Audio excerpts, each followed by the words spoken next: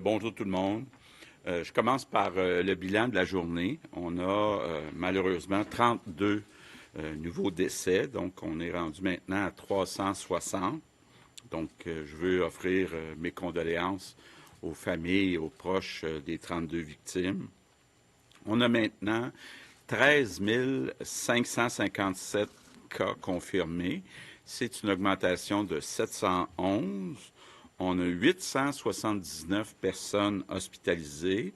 C'est une augmentation de 55. Sur les 879, il y en a 226 qui sont aux soins intensifs. C'est une augmentation de 9. Comme vous pouvez vous l'imaginer, actuellement, notre grande priorité, c'est la situation dans les CHSLD et les résidences pour aînés. Donc, que ce soit ce qu'on appelle des RPA, des RI, toutes les résidences, là, qu'elles soient publiques ou qu'elles soient privées. D'abord, je veux vous dire que en fin de semaine, comme je l'avais dit samedi, on est allé inspecter les 40 CHSLD privés non conventionnés et on s'est rendu compte que la grande majorité sont très bien gérés, le personnel soigne bien les patients. Il y en a quelques-unes, là, 4 ou 5, qu'on garde sous surveillance. On ne va pas s'arrêter là. On a commencé déjà depuis hier, puis ça va se poursuivre aujourd'hui au cours des prochains jours. On va aller inspecter toutes les résidences publiques et privées, CHSLD, RPA, ARI, donc pour aller voir exactement si la situation est sous contrôle. Bon. Je veux revenir sur la situation dans les CHSLD et les résidences pour aînés de façon générale. D'abord, c'est important de se rappeler qu'avant même la crise, depuis des années, on avait des pénuries de personnel dans les résidences pour aînés. On avait, je pense peut-être que le problème le plus important, c'est un problème de salaire. Donc, on n'arrive pas, même si on a affiché beaucoup de postes, à combler les postes. C'est encore plus difficile dans certaines résidences au privé qui payent moins cher, mais même dans le secteur public, très difficile d'aller attirer tout le personnel qu'on a besoin. On a en plus une espèce d'effet domino. Parce qu'on a une pénurie de personnel, ben, les personnes qui travaillent là ont comme une surcharge de travail. Donc, c'est encore moins attrayant parce que les personnes qui acceptent de venir travailler travaillent dans un contexte où il manque de personnel, donc qui ont beaucoup de choses, plus que normalement, à faire.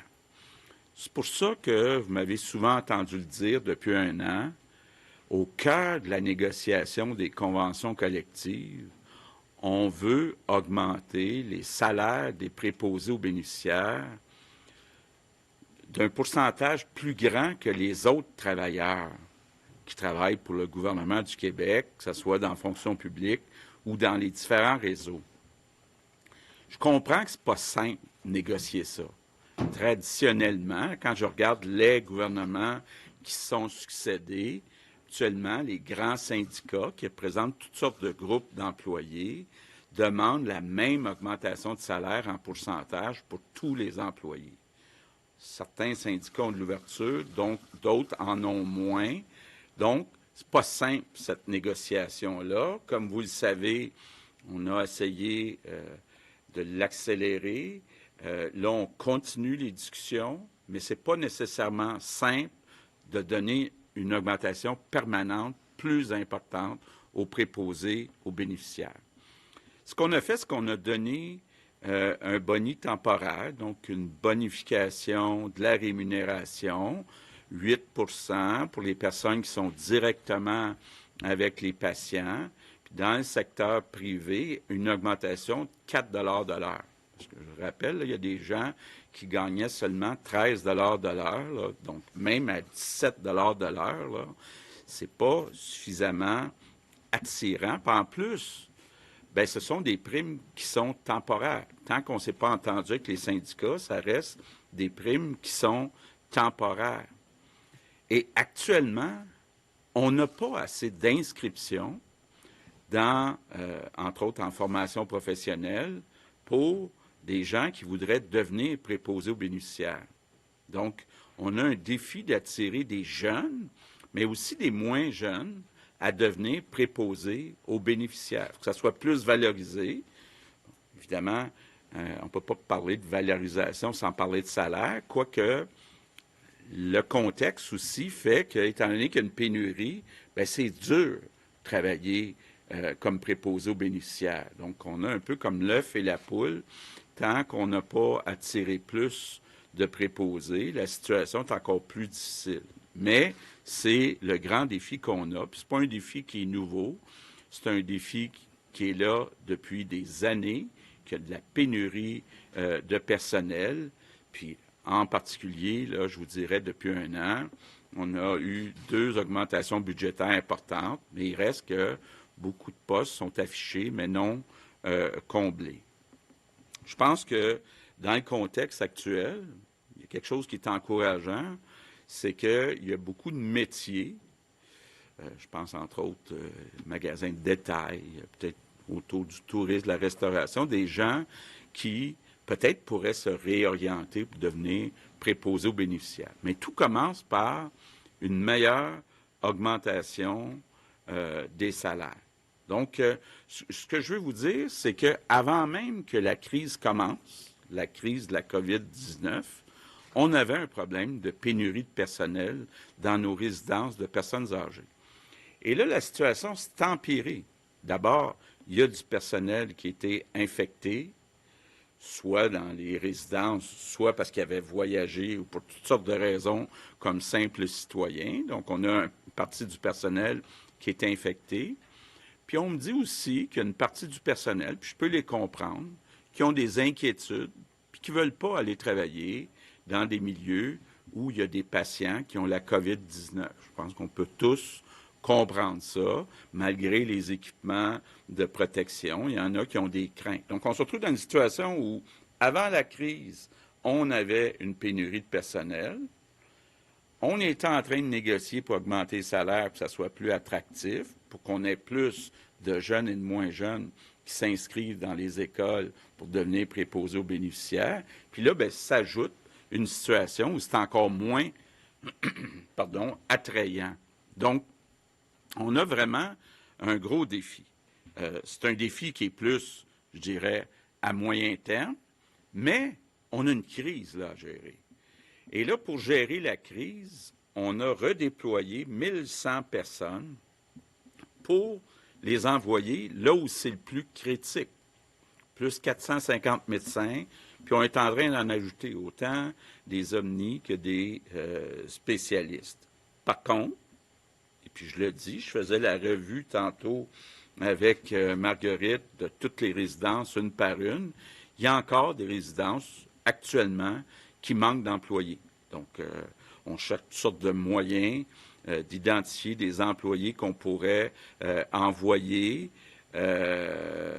Et donc, ça fait partie de nos priorités. Mais, malgré la situation qui est difficile, je veux quand même vous dire que la grande majorité des résidences fonctionnent bien. Les gens sont bien soignés, le personnel est attentionné, dévoué. Donc, dans la grande majorité des cas, ça va bien. Puis j'ai demandé aussi, d'une façon très claire, là, qu'il y ait une personne pour chaque résidence qui soit désignée pour faire le lien avec les familles. Ce ne sera pas, dans tous les cas, une infirmière ou un médecin, mais c'est important qu'il y ait ce lien-là parce que on a quand même, puis on en parlait avec le docteur Arruda, une inquiétude sur le moral de certaines personnes là, qui sont dans une situation qui est difficile. quelques points additionnels. D'abord, les tests. Là, vous avez vu qu'il y a un nouveau test qui se fait rapidement, là, en 1 heure pour avoir le résultat. On en a commandé pour être capable d'en faire 200 000. Donc, on pense qu'avec ça, on va être capable là, de faire tous les tests qu'on a besoin dans les prochaines semaines. Les équipements de protection, ça va bien. Il y a un endroit où on est plus serré, c'est les blouses. Mais là, on pense que d'ici une semaine, maximum 2, on devrait être capable de commencer à avoir des blouses qui sont fabriquées au Québec, qui vont combler la pénurie. Reste un problème avec certains médicaments de sédation, donc les personnes qui souffrent d'anxiété ou qui ont besoin d'être calmées, endormies, tous les médicaments de sédation. Il y a effectivement, là, peut-être à peu près pour une semaine de médicaments, mais là, on cherche partout, avec le gouvernement fédéral, des solutions. Je veux aussi vous dire qu'on a, avec autant les syndicats que le patronat, convenu d'ajouter quelques emplois qui vont être réouverts. Donc, il y a des ministres au cours de la journée qui vont vous annoncer. On va comme élargir un peu la liste des services prioritaires. Je pense entre autres à la construction domiciliaire. On s'est assuré avec la santé publique que tous les protocoles étaient mis en place pour protéger ces employés-là, entre autres qui restent toujours à 2 mètres les uns des autres, mais on ne veut pas ajouter une crise du logement par-dessus la crise qu'on vit actuellement. Une bonne nouvelle, je pense entre autres aux parents, mais aussi aux enfants, c'est à partir d'aujourd'hui que Télé-Québec va diffuser des émissions éducatives, donc autant pour les plus petits, préscolaires, primaires, que pour le secondaire. Donc au secondaire, entre autres, ils vont avoir un petit peu de science avec Martin Carly, puis des fois un petit peu moins sérieux avec Pierre-Luc Funk, là, mais il y a des excellents animateurs, animatrices, là, autant pour les tout petits que pour les ados. Puis ça commence aujourd'hui. Bon, maintenant, mes remerciements du jour, vous allez comprendre que c'est pour tous ceux et toutes celles qui travaillent dans nos CHSLD et nos résidences pour aînés. Je sais qu'à certains endroits, il manque de personnel. Je sais que c'est stressant parce que le personnel essaie d'aider, mais ils se rendent compte qu'ils ne peuvent pas tout faire. Comme je dis souvent à Isabelle, à l'impossible, nul n'est tenu. Hein? Donc, l'important, c'est que chacun fasse son possible, fasse le mieux qu'il peut avec les circonstances. Et moi, je dis à tout le personnel, entre autres des CHSLD, lâchez pas, là, on travaille sur toutes sortes de scénarios pour continuer à vous envoyer des renforts, mais c'est très, très, très important ce que vous faites pour nos aînés. Donc, même si la situation dans les résidences personnes âgées est difficile, il reste que quand même, quand on regarde les données, la situation générale quand même se stabilise. Ça ne veut pas dire qu'il faut relâcher les consignes. Entre autres, on reste toujours à 2 mètres des autres personnes. Ça va sauver des centaines de vies de continuer de le faire. Puis, je dis à tout le monde, courage, les beaux jours vont revenir. Merci. Est-ce que vous avez une déclaration en anglais, Monsieur le Premier ministre? Good afternoon. Bon après-midi. Le ministère de la Santé a réalisé des opérations de surveillance dans les CHSLD privés au cours du week-end et dans la majorité des cas, la situation est stable, les patients sont bien traités. Dans quelques établissements, il y aura une surveillance supplémentaire. Je sais qu'il y a énormément d'inquiétudes au sein des familles. Même si la situation est loin d'être parfaite en ce moment, je veux vous rassurer, dans la très grande majorité des CHSLD et des résidences, les gens sont pris en charge par du personnel soignant dévoué et où la situation est critique, nous envoyons des renforts. Plus tard aujourd'hui, nous allons ajouter des activités à la liste des priorités et des services essentiels. La construction résidentielle en fait partie. Des protocoles ont été développés avec la santé publique pour s'assurer que le travail est sécuritaire. Je sais que la situation est difficile pour tout le monde, et particulièrement dans certains endroits, mais je veux être clair, la situation générale et nos prévisions, nos scénarios s'améliorent. Nous devrons toutefois garder la distanciation sociale en suivant les directives de la santé publique. On sauve ainsi des centaines de vies. Courage à tous. Il y aura de beaux jours devant nous. Merci à tous. J'en suis maintenant à la période de questions. Nous commençons avec Patrick Belrose du Journal de Québec. Oui, bonjour à tous. La question est pour Mme Blais. Étiez-vous au courant de la situation au CHSLD Erin et de façon plus générale, je dirais, au CIUS de l'ouest de l'île? Et quelles actions ont été prises depuis le printemps dernier, depuis le fameux rapport du coroner? Comme vous le savez, M. Belrose, c'est un CHSLD privé. Et en ce qui me concerne, j'ai avisé tous les PDG des CIS et des CIUS qu'on doit mettre en place les recommandations qui sont faites. Et vous le savez, hein, dans cette histoire-là, ça n'a pas été simple non plus pour que Mme McVeigh, qui est la PDG du CIUS de l'ouest de l'île de Montréal, de pouvoir entrer à l'intérieur du CHSLD privé pour être en mesure d'apporter des soins. Mais cette résidence-là avait déjà été certifiée correctement. C'est une dégradation, fort probablement, qui s'est produite dans le temps. Mais actuellement, il y a un contrôle. Les gens du CIUS de l'Ouest sont là. Et il y a une enquête. Et je ne vais pas commenter davantage à cause de l'enquête qu'il y a en ce moment-ci. Il y a beaucoup de gens sur les réseaux sociaux qui vous interpellent, qui vous critiquent. Est-ce que vous prenez une part de responsabilité dans la situation?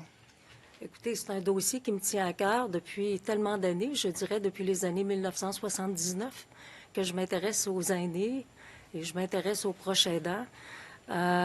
Écoutez, je pense que ce qui se passe actuellement, le gouvernement a tout mis en place, même les urgentologues aujourd'hui disaient que ce qu'on devait faire en premier, c'était de libérer des lits dans les hôpitaux pour être en mesure de faire face à une grande crise. Et là, maintenant, ça attaque certaines résidences pour personnes qui sont plus vulnérables. On le savait que c'était pour toucher les personnes vulnérables. Écoutez, la critique, je suis capable de la prendre, rendue à mon âge. Si je fais de la politique, c'est pour être capable d'accepter la critique. Mais si je suis devant vous aujourd'hui, c'est pour vous dire qu'on veut prendre soin de nos aînés, on prend soin de nos aînés et qu'on va tout faire pour mettre en œuvre des changements au niveau de la culture organisationnelle de nos milieux de vie. Louis Lacroix, Cogeco Nouvelles. Monsieur le Premier ministre, Mme Blais, M. Arruda, je voudrais vous parler des médecins spécialistes parce que plusieurs s'inquiètent, Monsieur le Premier ministre, du fait que, on a arrêté de faire certaines opérations. Et là, les médecins spécialistes disent, à un moment donné, il va falloir rattraper ce retard-là.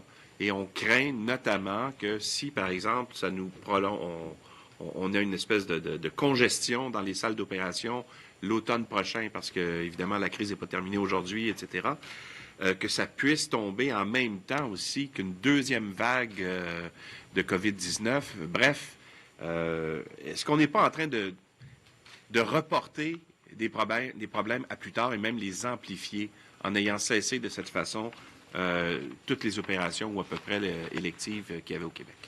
Bon. On le sait, dans nos hôpitaux au Québec, qu'on a à peu près 18 000 lits. On en a libéré à peu près 8 000. Là, on est rendu qu'à peu près 6 000. Donc, on a relâché 2 000. On a moins de 1 000 personnes, là, 879, qui sont hospitalisées. Donc, ça veut dire qu'effectivement, il y a de la place pour recommencer les opérations qui ont été reportées. C'est ce qu'on va faire dans les prochains jours, les prochaines semaines, si la situation continue de se stabiliser. Mais il faut comprendre qu'il y a quelques semaines, on se disait peut-être qu'on va avoir besoin de 8 000 lits dans nos hôpitaux pour soigner les gens qui ont de la COVID-19. Donc, heureusement, la vague n'est pas venue, puis on pense que c'est en train de se stabiliser. Bon. Par contre, on a aussi un défi à court terme, j'en ai parlé tantôt, les CHSLD les résidences personnes aînées. On veut aussi que certains spécialistes nous donnent un coup de main dans les résidences pour aînés. Mais effectivement, il va y avoir de la place dans les prochaines semaines, s'il n'y a pas de vague puis de grosse augmentation dans les hospitalisations, de recommencer les chirurgies qui ont été reportées. Justement, les spécialistes que vous voulez affecter au CHSLD, d'abord, il y en a combien qui pourraient œuvrer dans les CHSLD et de quelle spécialité? Est-ce qu'on parle de gérontologues? Est-ce qu'on parle de gens qui sont en infectiologie? À quoi vous faites référence? D'abord, je ne suis pas médecin, mais moi, ce qu'on m'explique, c'est qu'un médecin spécialiste, avant d'être spécialiste, a aussi appris sa médecine généraliste, donc est capable d'agir comme généraliste. Donc, je pense que je prends pour acquis que tous les médecins spécialistes pourraient nous donner un coup de main dans les CHSLD. Maintenant, M. Alain Laforêt, TVA Nouvelle. Monsieur le Premier ministre, Mme Blais, M. Arruda. Monsieur le Premier ministre, est-ce qu'il y a un problème avec la direction du CIUS de l'Ouest de Montréal? On sait que les dirigeants de Aaron affirment avoir été abandonnés par le ministère de la Santé. Il y a une lettre qui a circulé, qui est envoyée à votre ministre de la Santé le 9 avril et qu'on dit qu'il n'y avait aucune collaboration. Bon, écoutez, il y a une enquête. En fait, il y a 3 enquêtes qui ont lieu. Une enquête de la santé publique, une enquête de police, puis une enquête du coroner. Fait qu'on devrait savoir, effectivement, à qui distribuer les blâmes une fois qu'on va avoir les résultats de ces enquêtes-là. Moi, ce qu'on me rapporte, c'est que le problème venait vraiment du CHSLD, de la direction du CHSLD, mais on va faire la lumière sur toute cette affaire. Concernant toujours le CIUS de l'Ouest de l'île de Montréal, je ne sais pas si on vous a mis au courant, il y a une préposée aux bénéficiaires qui a témoigné à visage découvert hier en disant qu'au CHSLD La Salle, ça empestait la négligence là-bas. Qu'est-ce que vous avez l'intention de faire? D'abord, on est en train de vérifier. Effectivement, tous les reportages que j'ai vus au cours des derniers jours, que ce soit à La Salle ou à Ville-et-Mort, ou en tout cas tous les reportages qu'on a vus, j'ai demandé qu'on enquête. J'ai vu à certains endroits qu'on a forcé du personnel ou qu'on aurait forcé du personnel en barrant les portes. Bien, ça, c'est inacceptable, là. Comme je le disais tantôt, à l'impossible, nul n'est tenu. Mais donc, on va enquêter. Par contre, je vous ai dit bien honnêtement tantôt que je sais qu'encore aujourd'hui, il y a certaines résidences où il manque de personnel. Donc, ça doit être très difficile pour le personnel qui est là, d'être à court au total de personnel. Donc, je peux comprendre que c'est difficile. Donc, j'accepte qu'il y a peut-être eu des lacunes. On est en train d'essayer de voir comment on peut envoyer plus de personnel. Mais encore une fois, c'est un problème qui est là depuis longtemps. Marguerite a visité, je pense, une centaine de résidences depuis 1 an et demi, puis elle me raconte à chaque semaine ce qu'elle voit. C'est difficile à partir du moment où il n'y a pas assez de jeunes et de moins jeunes qui étudient pour, par exemple, devenir préposés aux bénéficiaires, d'en trouver. En plus, il y a un problème salarial qu'on doit régler dans la convention collective. Donc, on ne pourra pas du jour au lendemain régler tous ces problèmes-là. Donc, c'est pour ça qu'on envoie du personnel, des médecins spécialistes, des médecins omnis, des infirmières qui vont faire le travail de certains préposés aux bénéficiaires. Donc, on essaye de tout envoyer, ce qu'on est capable d'envoyer pour régler les pénuries, mais ce n'est pas un nouveau problème, la pénurie dans les résidences personnes âgées. Tommy Chouinard, La Presse. Oui, bonjour, Monsieur le Premier ministre. Vous dites qu'à la suite, vous aviez annoncé des inspections dans les 40 CHSLD privés non conventionnés. Vous dites qu'il y a 4 ou 5, là. Bon, il y en a 5. Bon, il y en a 5. Quels sont ces CHSLD? Quel est le problème? Et vous dénombrez au total, privé-public, combien de CHSLD en situation critique? Bon, il y a 5 CHSLD privés conventionnés, mais je voudrais dire une chose, là. Il y a des excellents CHSLD privés non conventionnés. Puis il y a des CHSLD publics où c'est pas parfait. Donc, bon, là, il y a plusieurs raisons. Est-ce que c'est un problème de gestion? Est-ce que c'est un problème de bien appliquer les directives pour, par exemple, utiliser le matériel de protection individuelle? Est-ce que c'est suite à des pénuries de personnel?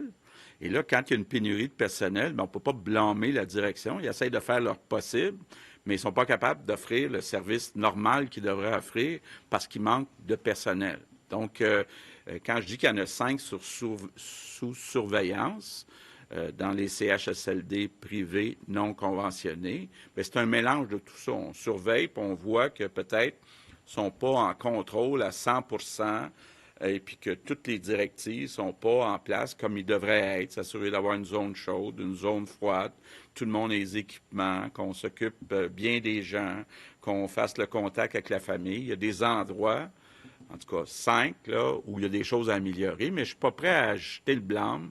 Ça se peut que dans certains cas, ça soit un manque de personnel. Et juste là, c'était dans l'ensemble des CHSLD, combien critiques? Là, on va inspecter tous les CHSLD. Vous savez, si on additionne les CHSLD publics, privés conventionnés, privés non conventionnés, plus les RPA, plus les RI, on parle de 2600 résidences. On va toutes les inspecter pour bien comprendre. Bon, il y en a un certain nombre, je dirais une trentaine, là où il y a plus que 15% des patients qui sont infectés. Donc, ceux-là, on les a sous surveillance. Ça ne veut pas dire que la situation n'est pas sous contrôle, mais quand on a plus de 15% de nos patients qui ont la COVID-19, là, c'est un défi à gérer tout ça. Donc, on les suit bien, ces 30-là. Maintenant, question pour Marie-Michel Sioui, Le Devoir. Bonjour à vous trois. J'essaie de rétablir une ligne du temps. Vous avez dit samedi avoir appris vendredi, donc le 10 avril, qu'il y avait une situation, appelons-la déplorable, au CHSLD Heron. Le groupe Catassa, lui, dit avoir écrit les 8 et 9 avril des lettres, une à vous, Madame la ministre, une autre à votre collègue, Madame McCann.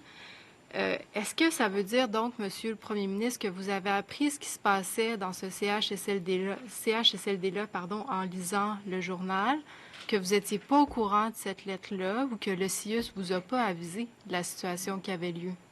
Non, on savait déjà depuis un certain nombre de jours dans notre liste de CHSLD que le CHSLD Heron avait un manque de personnel, avait des gens qui étaient atteints de la COVID-19, même qui étaient décédés de la COVID-19. Ce qu'on a appris vendredi soir, c'est qu'il y avait eu 31 décès entre le 13 mars et aujourd'hui. Donc, ça, on ne le savait pas. On savait qu'il y avait eu quelques décès, mais sûrement pas 31. Puis, c'était parce qu'on n'avait pas accès au dossier des patients. Madame Blais, il y a combien de CHSLD comme celui de Sainte-Dorothée où les zones chaudes et froides sont séparées par un rideau? Bien, écoutez, vous le savez comme moi qu'il y a plusieurs CHSLD qui sont vétustes au Québec depuis 25 ans, depuis 20 ans, qui auraient dû être reconstruits. C'est la raison pour laquelle nous avons pris la décision de faire des maisons des aînés, des unités de 12, de plus grandes chambres, avec des salles de bain individuelles. C'est plus facile pour soigner, c'est plus facile pour isoler les personnes. On s'est aussi engagé au gouvernement à reconstruire 25 CHSLD qui seront construits en mode maison des aînés, donc le même modèle. On ne peut plus retourner à des modèles hospitalo-centriques, donc de très petites chambres. Et écoutez, c'est pas parce que c'est séparé par un rideau là, qu'il n'y a pas de contagion, là. Alors, c'est la raison pour laquelle il faut faire des zones chaudes puis des zones froides. Et si dans un CHSLD, on n'est pas capable de faire des zones froides et chaudes parce qu'il est plus petit, il faut que la zone soit totalement chaude. Il y en a quelques-uns, mais ce n'est pas souhaitable. Maintenant, Hugo Lavallée, Radio-Canada.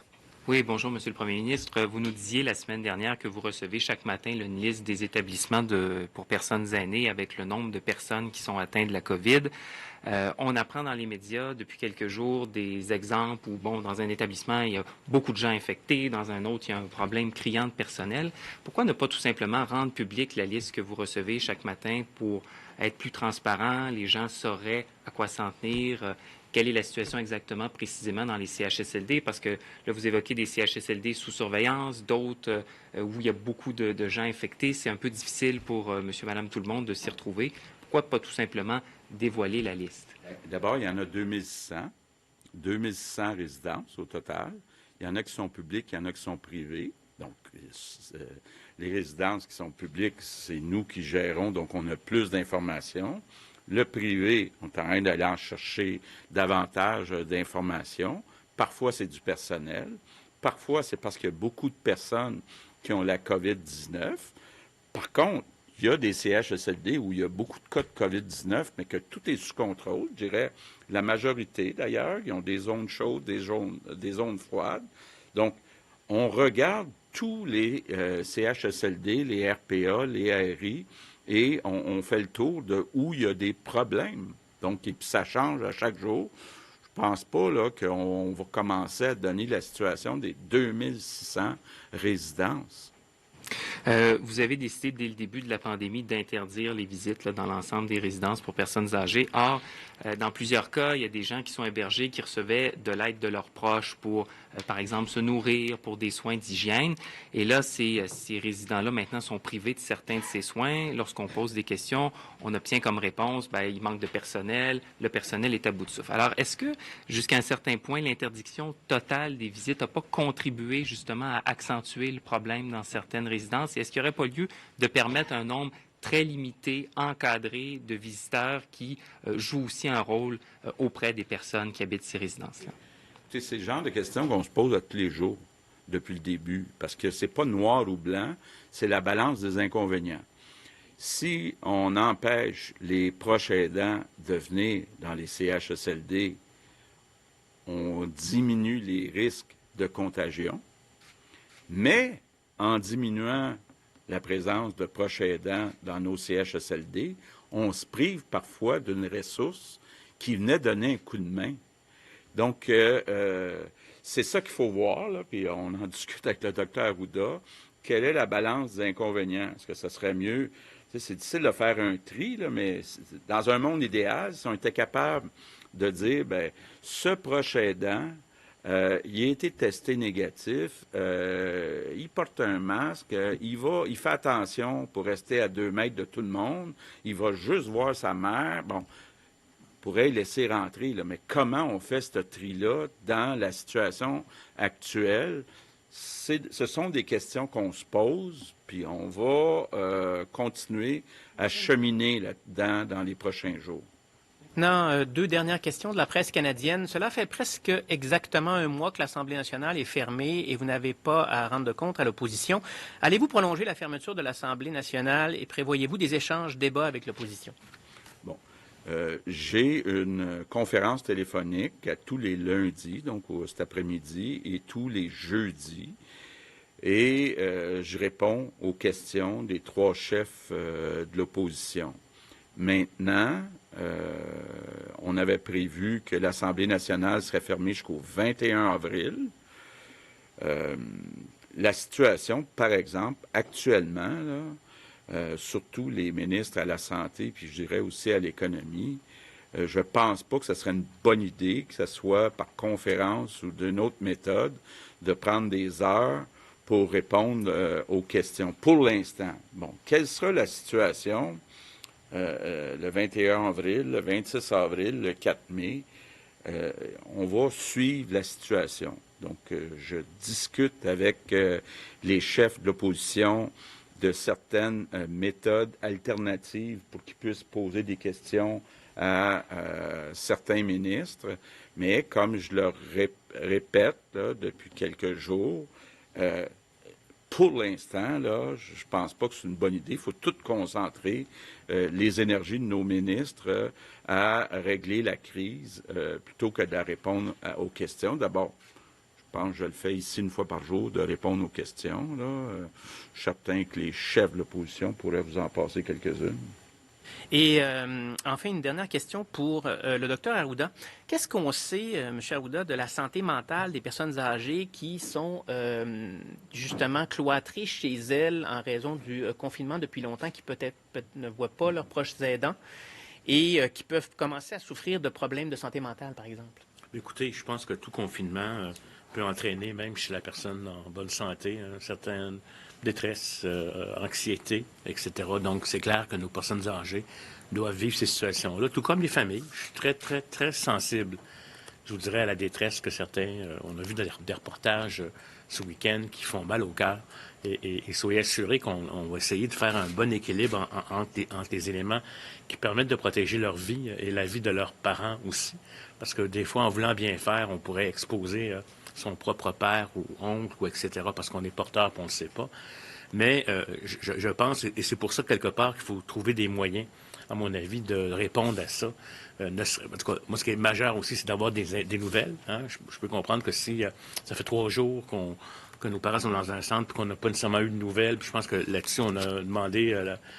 le premier ministre, Mme Blais, Mme McCann, ont demandé à ce qu'on s'assure qu'il y ait quelqu'un qui puisse communiquer l'information. Le doute, l'absence d'information entraîne une peur, et puis etc. Fait que, oui, je pense que c'est un élément important. C'est vrai pour nos personnes âgées qui sont en confinement. C'est vrai pour les familles qui n'ont pas de contact avec eux. Puis c'est vrai aussi pour probablement bien des personnes. Et je parlerai aussi des éléments en lien avec la santé mentale, la violence conjugale qui peut apparaître dans les maisons quand il y a moins de gens qui voient. Fait qu'il faut qu'on prenne ça en considération dans nos choix, puis dans ce qu'on appelle nos choix de réouverture éventuellement, progressivement. Puis il faut élargir la gamme de services aussi. C'est pas rien qu'une question de santé physique, ça va devenir une question de santé mentale, de santé économique, etc. Là. Fait qu'on est très sensible à ça. Merci. Maintenant, nous en sommes aux questions en anglais. Cathy Sonnet, CBC. Bon après-midi à vous tous. Monsieur Legault, vous invitez les Québécois aujourd'hui à éventuellement devenir préposés aux bénéficiaires. Et vous avez dit que la situation était critique avant même le début de la crise.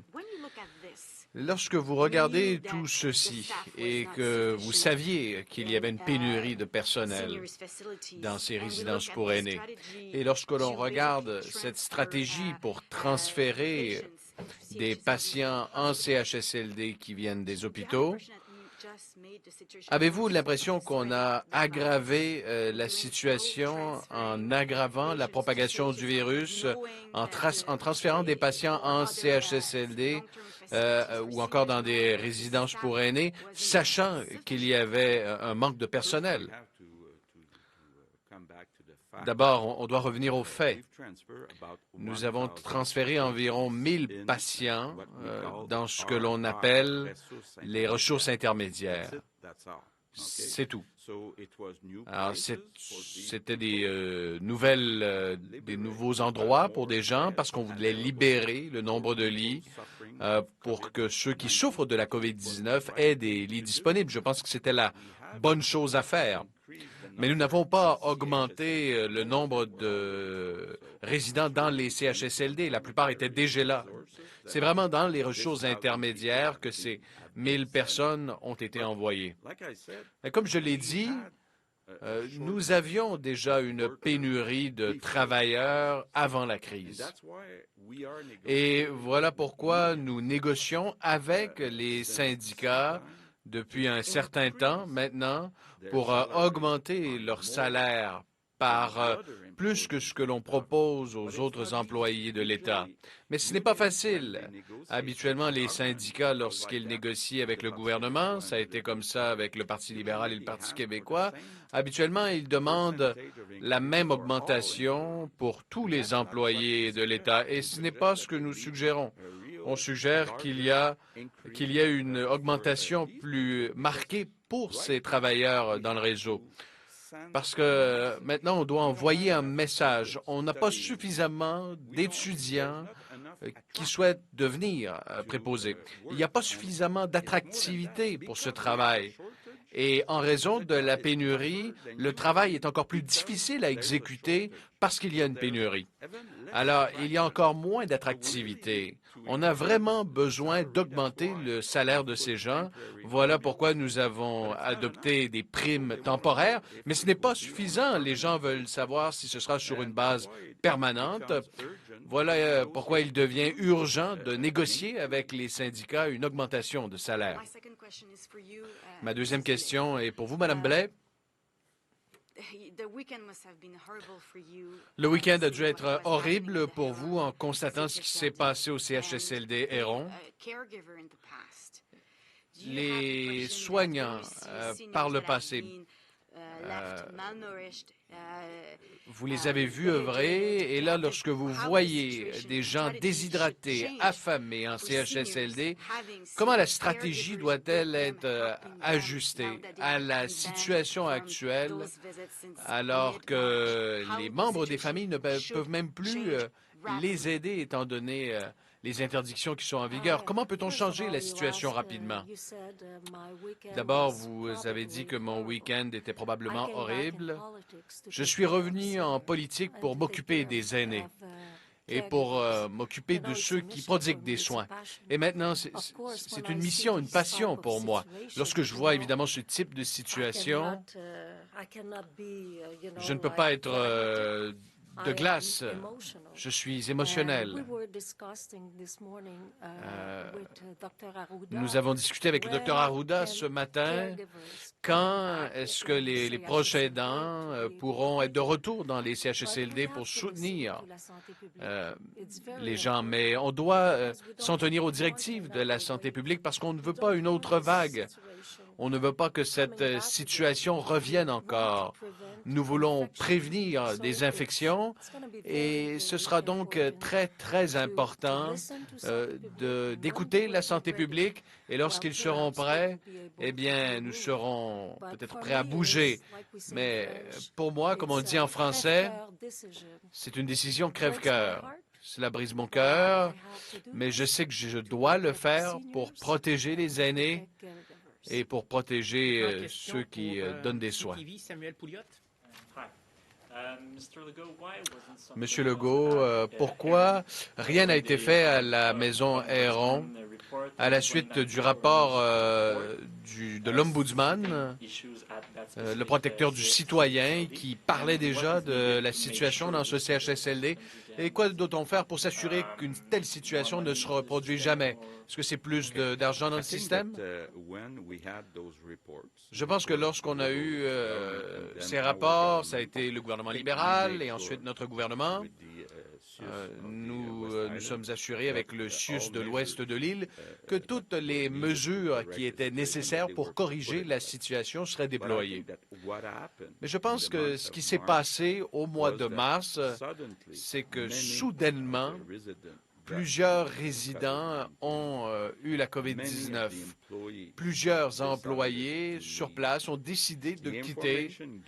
L'information qui a été donnée au CIUS de l'ouest de l'île ne touchait que la pénurie d'employés. Et ce que l'on a découvert vendredi soir, c'est qu'il y a eu 31 décès en à peu près l'espace de 3 semaines et on ne savait pas. Je pense que les propriétaires de cet endroit auraient dû informer le CIUS à propos de cette situation. C'est le premier problème que je vois. Parce que c'est très bien de dire j'ai besoin de plus de travailleurs, mais de dire que je suis rendu à 31 décès en l'espace de quelques semaines, ben, c'est quelque chose de très urgent à faire. Alors, je pense que dans l'avenir, nous savons que nous savions même que dans certains CHSLD, il y avait une pénurie de main-d'œuvre parce qu'on ne peut pas attirer des gens, on ne les paye pas suffisamment. Mais ça ne doit pas être le cas à la résidence Héron. Cette résidence demande entre 5 et 10 000 $ aux résidents par mois. Alors, ils doivent être en mesure de bien payer leur personnel avec ce type d'argent. Alors, selon moi, il n'y a aucune excuse. Et à l'intérieur du manoir Verdun, des employés ont été retenus à l'intérieur de force par des gestionnaires. Qu'est-ce que cela nous dit sur la situation à l'intérieur? Et est-ce qu'il y a du renfort qui a été envoyé à ce manoir Verdun? J'ai demandé à ce que l'on mette des vérifications à Verdun. Et si ça s'est vraiment passé, c'est totalement inacceptable.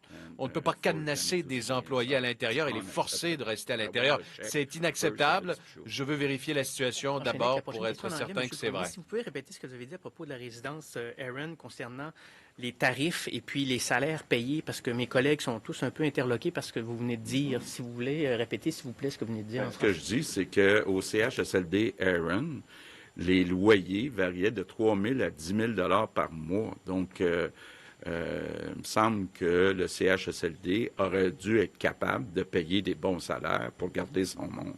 Mais il est arrivé une situation où ce que je comprends, c'est que il y a beaucoup de cas de COVID-19 qui se sont répandus rapidement. Les employés ont commencé à se sauver, à quitter. Et mais là, la première chose qu'aurait dû faire la directrice du CHSLD Aaron, c'est de dire la vérité, qu'il y avait eu 31 morts. Je pense qu'il y a une différence entre dire au CIUS, il manque de personnel, puis dire au CIUS, bien, j'ai eu 31 morts en quelques semaines, là. Merci, Monsieur le Premier ministre. Une question maintenant de Phil Autier de Gazette. Mr. Legault, the owners of the residence Aaron are blaming les propriétaires de la résidence Aaron sont en train de blâmer le CIUS pour ce désastre.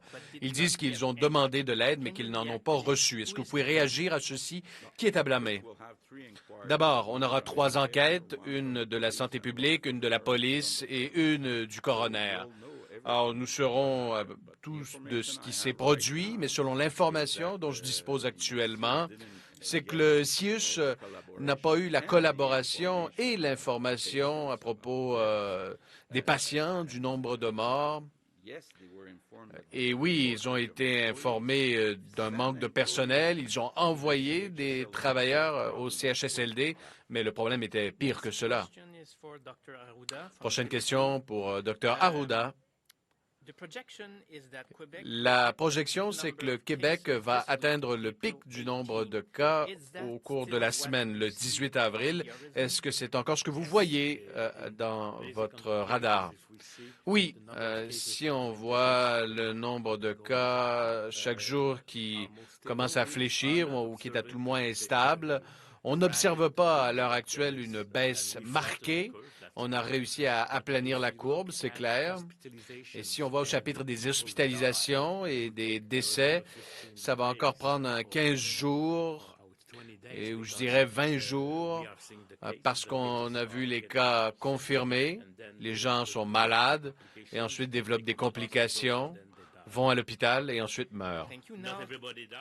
Pas tout le monde meurt, mais certains vont mourir. Dernière question maintenant. Est-ce que le CIUS de l'ouest de l'île aurait dû agir plus rapidement dans le cas du CHSLD Aaron? Et quelle est la responsabilité du CIUS dans cette affaire? Comme je l'ai dit, je pense que le CIUS a réagi correctement selon l'information dont je dispose. On a envoyé du personnel. Ils ne savaient pas avant vendredi soir qu'il y avait 31 décès. Mais il y aura une enquête complète et nous saurons exactement ce qui s'est produit. Et la dernière question, un engagement a été fait auprès du personnel soignant dans les CHSLD pour que les familles reçoivent des appels, des nouvelles de ceux qui sont résidents ou hospitalisés. Les familles se plaignent qu'ils ne reçoivent pas de nouvelles de la part de leurs proches à l'heure actuelle. J'ai demandé, encore aujourd'hui, spécialement, que quelqu'un soit en charge pour appeler toutes les familles. Alors, je m'attends à ce que ce soit fait. Merci beaucoup. Alors voilà ce point de presse du